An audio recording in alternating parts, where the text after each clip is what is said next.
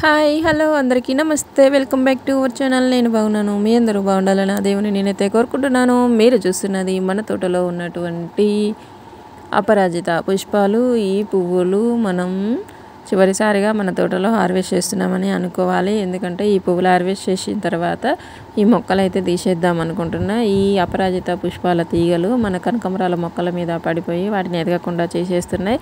అదిగాక ఈ పువ్వులు ఎక్కువ మొత్తంలో పూసేస్తున్నాయి. ఈ పువ్వులు తెంపే కొద్దీ వస్తూనే ఉన్నాయి. ఈ పువ్వులు పూస్తున్న కొద్దీ నాకు పని వస్తూనే ఉంటుంది. ఈ పువ్వులు తెంపడం, దేవుడికి పెట్టడం, పూజ చేసుకోవడం, అలా రోజులు గడిచిపోతూనే ఉన్నాయి. కానీ చెట్టు ఎక్కువ రోజులుగా ఉండడం వల్ల పువ్వులు ఎక్కువగా ఇచ్చుకోకుండా కొంచెం ముడుచుకున్నట్టుగా అనిపిస్తూ ఉన్నాయి. అందుకని చెప్పేసి మళ్ళీ ఇవి వేరే చెట్టు మీద పడిపోయి ఆ చెట్లు కూడా ఎదగకుండా చేస్తున్నాయి. కాబట్టి ఇవి తీసేసినాం అనుకో మళ్ళీ కొత్త మొక్కలు వచ్చేస్తాయి, మళ్ళీ కొత్తగా పువ్వులు వచ్చేస్తూ ఉంటాయి.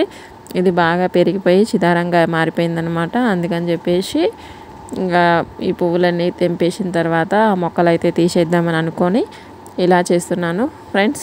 మన తోటలో అపరాజిత పువ్వులు అయితే చాలా ఎక్కువగా పూస్తాయి. దాదాపుగా 100 దాకా పూస్తూనే ఉంటాయి. మన ఇంటి చుట్టూ ఉన్నాయి ఇవి అపరాజిత తీగలు. అయితే ఈ నీలం కలర్ ఎక్కువగా పూస్తాయి మన ఇంట్లో. వైట్ కలర్ కూడా ఉన్నాయి కానీ అవి చాలా తక్కువగా పూస్తూ ఉంటాయి.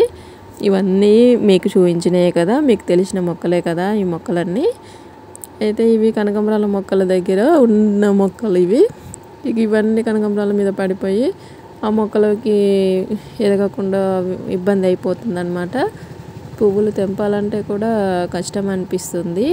చాలా ఎక్కువగా ఉండడం వల్ల కింద అడుగున మనం కాలు పెట్టి అక్కడ దాకా గోడ దాకా ఆనుకొని తెంపాలంటే కూడా కింద ఏమన్నా పాములు ఉన్నాయా, ఏమున్నాయో ఏంటో ఏం తెలియకుండా కనిపించకుండా ఉంటుంది అన్నమాట. కానీ ప్రతి పువ్వు మాత్రం చాలా అందంగా ఉంది. చాలా కలర్ఫుల్గా ఉన్నాయి. చూడండి ఎంత అందంగా ఉన్నాయో. మంచిగా గులాబీ పువ్వు మొగ్గ ఇచ్చుకుంటుందేమో అన్న టైప్లోనే ఉన్నాయి. కొన్ని పువ్వులు అయితే చాలా బాగా ఇచ్చేసి నీలిరంగు గులాబీ పువ్వు పూసిందేమో అన్నట్టుగా ఉండేది. ఇంతకుముందు నేను మన వీడియోలో చూపించాను. ఈ పువ్వులు చాలా బాగుంటాయి. ఈ పువ్వుల్ని ఆయుర్వేదంలో వాడుకోవచ్చు, దేవుడి పూజకి వాడుకోవచ్చు, ఏదైనా ఎలా అయినా వాడుకోవచ్చు, అది మన ఇష్టము. ఈ పువ్వులు ఇంటి ముందున్న కలే ఉంటుంది అట్రాక్షన్. కాకపోతే ఈ పువ్వులు నేను సాయంత్రం 5 గంటలకి తెంపుతున్నాను. 5:30 అయిపోయింది. మార్నింగ్ మొత్తం అలాగే ఉంచేసాను పువ్వులు. సాయంత్రం అయితే తెంపేస్తున్నాను. ఇప్పుడు సాయంత్రం నేను సూర్యాస్తమయానికి 23 నిమిషాల ముందుగా దీపం దేవుడికి పెడితే మంచిదంట అని చెప్పి పెద్దలు చెప్తూ ఉంటారు. అలా పెడదామన్న ఉద్దేశంతో తెంపుతున్నాను. ఒకవేళ నేను అలా పెట్టలేకపోయినా ఇవి కవర్లో పెట్టేసి ఫ్రిడ్జ్లో పెట్టేస్తే రేపైనా దేవుడికి మనం పూజ చేసుకోవడానికి అయితే ఉపయోగపడతాయి. ఇప్పుడు ఈ పువ్వులు చెట్టు మీద అలాగే వదిలేసినాం అనుకో నైట్ మొత్తం వాడిపోతూ ఉంటాయి. అలా వాడిపోకుండా ఉండాలి అంటే మనం వీటిని సేవ్ చేసుకోవాలి, ఫ్రెష్గా ఉండేలా చూసుకోవాలంటే ఫ్రిడ్జ్లో పెట్టడం ఒకటే మార్గం. మార్నింగ్ టైంలో తెంపామనుకో చెట్లు బోసిపోయినట్టుగా ఉంటాయి. అందుకని ఈవినింగ్ టైంలో తెంపుకున్నాం అనుకో అవసరం ఉంటే మనకి ఎప్పుడు అవసరం ఉంటే అప్పుడు తెంపుకోవచ్చు, డే టైంలో ఎప్పుడైనా సరే. ఒకవేళ అవసరం లేదు, సాయంత్రం అయిపోయింది, అలాగే చెట్లకు ఉంచేసినాం అనుకో ఆ పువ్వులు వాడిపోతూ ఉంటాయి.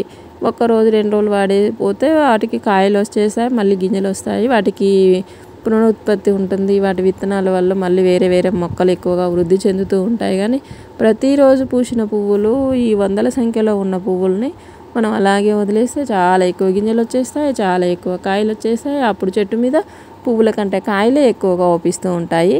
అందుకని చెప్పేసి మనమైతే ఈ పువ్వుల్ని సాయంత్రం వరకు ఉంచేసి సాయంత్రం తర్వాత వీటిని హార్వెస్ట్ చేయడం జరుగుతుంది. తర్వాత వీటిని ఫ్రిడ్జ్లో పెట్టేయడం జరుగుతుంది.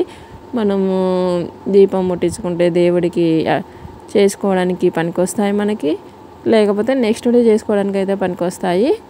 కానీ ఇప్పుడు చెట్టు మించి ఫ్రెష్గా తెంపినంత మంచిగా అయితే ఉండవు.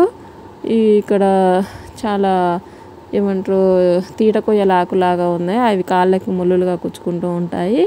ఇంత చిదారంలాగా అనిపిస్తుంటుంది. అప్పుడప్పుడు నేను బాగు చేస్తూనే ఉంటాను. రాలిపోయిన ఆకులు అవి ఇవన్నీ ఎత్తుతూనే ఉంటాను. అయినా కానీ చాలా తీగ బాగా అల్లుకుపోయింది. చాలా ఒత్తుగా కనకాంబరాల మొక్కలు ఉండడం వలన ఆ కిందంతా ఏమున్నా ఏంటో తెలియనట్లుగా అనిపిస్తూ ఉంటుంది అనమాట. అందుకని చెప్పేసి సేఫ్టీ కోసం నేనైతే చెప్పులు వేసుకొని పువ్వులు అయితే తెంపుతున్నాను.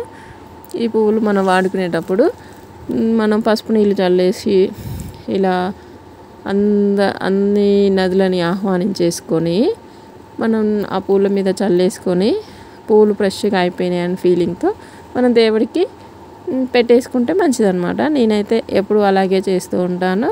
ఒక చిన్న బౌల్లో కానీ గ్లాసులో కానీ రాగి చెంబులో కానీ తీసుకొని అందులో పువ్వు వేసి పసుపు కుంకుమ వేసి అక్షింతలు వేసేసి వాటిలోకి గంగా సరస్వతి యమున అని చెప్పేసి అన్ని నదులను ఆహ్వానించేసి నీళ్ళని పవిత్రం చేసేసుకొని ఆ నీళ్ళు మన మీద మనం పూజ చేసుకునే సామాన్ల మీద ఇలా వరలక్ష్మి వ్రతం చేసేటప్పుడు అలాగే చేస్తూ ఉంటారు. ఆ విధానాన్ని నేను ఎప్పుడు పాటిస్తూ ఉంటాను. ఇవి అన్నం తిన్న తర్వాత తెంపుతుంటాం, మనము స్నానం చేయకుండా తెంపుతుంటాం ఒక్కొక్కసారి. అందుకని చెప్పేసి మనం స్నానం చేసినప్పుడే తెంపుకోవాలి. అంటే మనకు స్నానం చేసి అప్పుడు బయటకు వచ్చేసి మనం తెంపుకోలేం కాబట్టి ముందే తెంపి పెట్టేసుకుంటాం కాబట్టి వాటికి ఏమన్నా మైల కూడా ఉన్నా పోవాలన్నట్టు పసుపు నీళ్ళు చల్లుకోవడం, లేకపోతే ఈ గోదావరి కృష్ణా నది ఇలాన్నిటిని మనం ఆవాహనం చేసుకున్న నీటితో మంచి చేసుకొని ఆ పువ్వుల్ని మనం వాడుకోవచ్చు అనమాట. అలాగే మనం మార్కెట్లో కొనుక్కొచ్చుకుంటున్న పువ్వులు కూడా ఎప్పుడు ఫ్రెష్గానే ఉంటాయని అనుకోవద్దు. ఎందుకంటే ఆ పూలు అమ్మే వాళ్ళకు కూడా మెన్సెస్ వస్తూ ఉంటాయి లేడీస్కి. వాళ్ళు వృత్తిలో విధానంగా ఆ పువ్వుల్ని తోటలలో తెంపుతూ ఉంటారు. ఆ టైంలో కూడా ఆ పూలు కూడా మనం ఫ్రెష్గా ఉన్నాయని మనం అయితే అనుకోలేం. మార్కెట్ నుంచి కొనుక్కొచ్చినవి డైరెక్ట్ దేవుడికి పెట్టవచ్చు అని కూడా నేను చెప్పలేను. ఎందుకంటే అవి కూడా మనం ఇలా ప్రక్షాళన చేసుకొని మనం దేవుడికి పెట్టుకోవడం మంచిదన్నమాట. అందుకే నేను చికెన్ తిన్నా, మటన్ తిన్నా స్నానం చేయకుండా ఇలా పువ్వులు తెంపేసినా ప్రక్షాళన చేసుకొని దేవుడికి వాడేసుకుంటాను ఫ్రెండ్స్.